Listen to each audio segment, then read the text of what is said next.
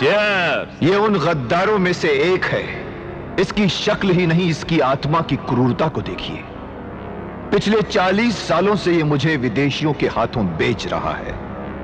हिंदू और मुसलमान का नाम लेकर भाई को भाई से लड़वा रहा है। बस अब एक और चिंगारी लगा देने की देर है मेरे साथियों। मजे की बात तो यह है कि ना कानून के हाथ आज तक हम तक पहुंच पाए हैं और ना ही कभी पहुंच पाएंगे।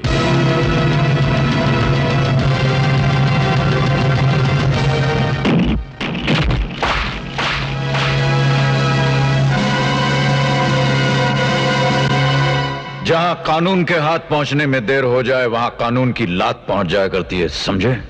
काट दो इसकी टांगे। ये कोई चोर या डाकू लगता है।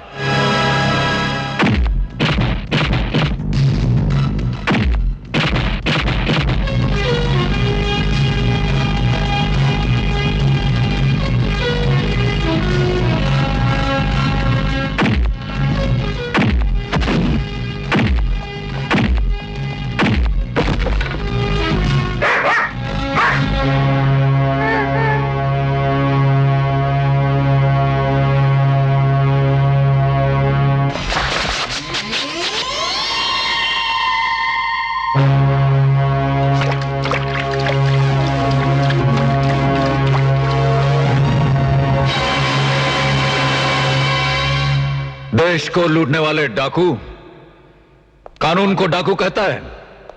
हां, अब कानून तुझ पर डाका डालेगा।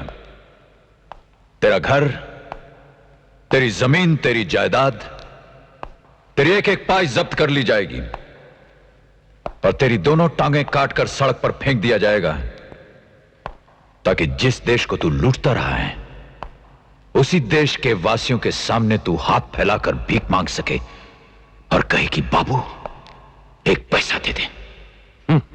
मुझे अपनी लातों से गिर जाने वाला किराए का टट्टू समझा है क्या? अरे अभी भी इन हाथों में इतनी ताकत है कि तुझे छठी का दूध याद दिला दे।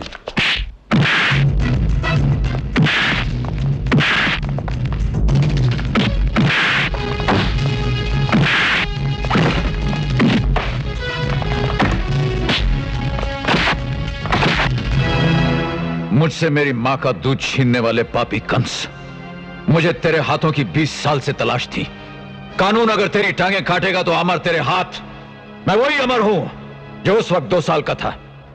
याद कर शांति देवी और हरदयाल जी को।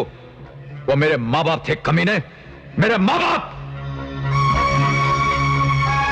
जिंदगी भर जिस अपमान की आग में तेरा बाप जलता रहा है ना बेटे, कल वो आग हमेशा के लिए बुझ जाएगी। इस हरामजादे हरदयाल के बच्चे को तो मैं कुत्ते की मौत मारूंगा और इसकी पत्नी शांति देवी, इस शांति देवी को तो मैं जिंदगी भर के लिए अपनी रखैल बना के रखूंगा। आज तू हर पाप अपने मुंह से उगलेगा। इतना दर्द पहुंचाऊंगा तुझे कि अपने पाप की कहानी तो खुद ब खुद उगलेगा।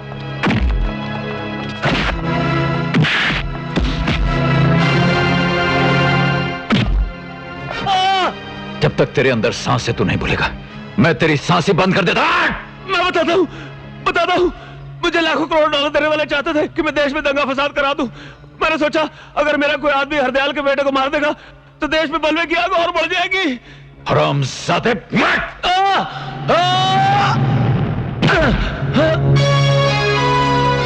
वो तेरा दोस्त था कमीने, उसने तुझे रोटियां खिलाई थी। अरे वो मुझे इतने रुपए दे रहे थे, दोस्त क्या मैं अपने बाप का भी खून करवा देता।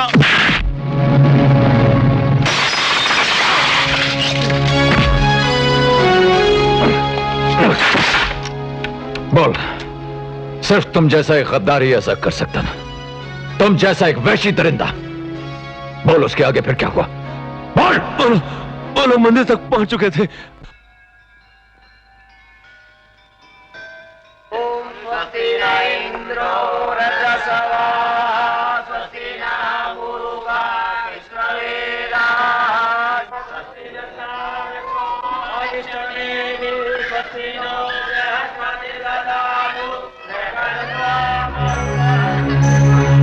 बच्चे का नाम आश्रय होना चाहिए। तो ठीक है पंडित जी, अ से अमर रख दीजिए। शुभ है। क्यों गोगा, अमर ठीक रहेगा ना? हाँ हाँ, अमर जो कभी ना मरने पाए। अरे करो तुम, पकड़ो कोई, रोक बदमाश मेरा बच्चा। खबरदार, आगे मत बढ़ना। अच्छा तो ये बात है। महासभाइयों के लीडर, ना हम तुम्हें छोड़ेंगे और ना ही तुम्हारे बेटे को।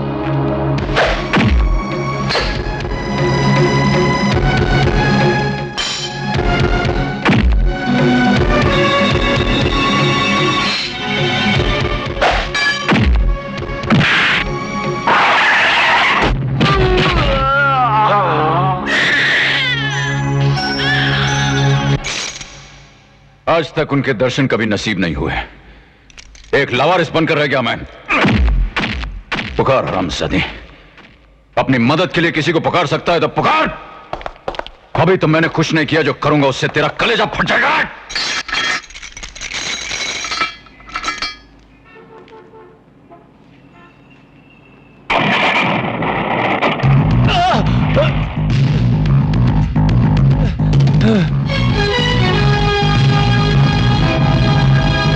बेटा कहां है तेरा?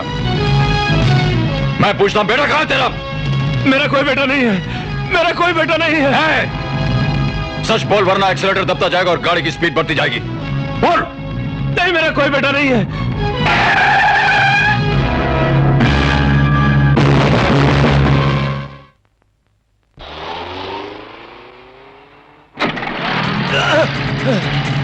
अरे मैं कब कहता हूं कि मेरा बेटा नहीं था मेरा एक बेटा, लेकिन एक दिन मुझे छोड़ के कहीं भाग गया। मुझे तो यह भी नहीं पता कि वो कहां रहता है, क्या करता है। अरे वो जिंदा भी है या मर गया? मर गया मेरा बेटा। थैंक यू डैड, तुमने किस खूबसूरती से मुझे बता दिया कि मुझे क्या करना है। मैं समझ गया डैड, सब कुछ समझ गया।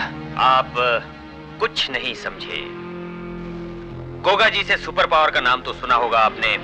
सारा इंतजाम कर दिया गया है। आप अभी और इसी वक्त हमारे पास चले आओ।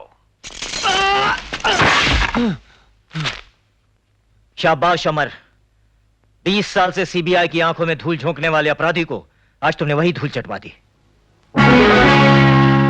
तो तुम हो जिसने अमर को मेरे बारे में सब कुछ बताया है?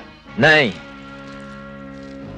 इस लॉकेट ने, इस चेन ने, वरना मुझे तो यह भी नहीं पता चलता कि अमर हरदयाल जी का खोया हुआ बेटा है। हरदयाल का बेटा?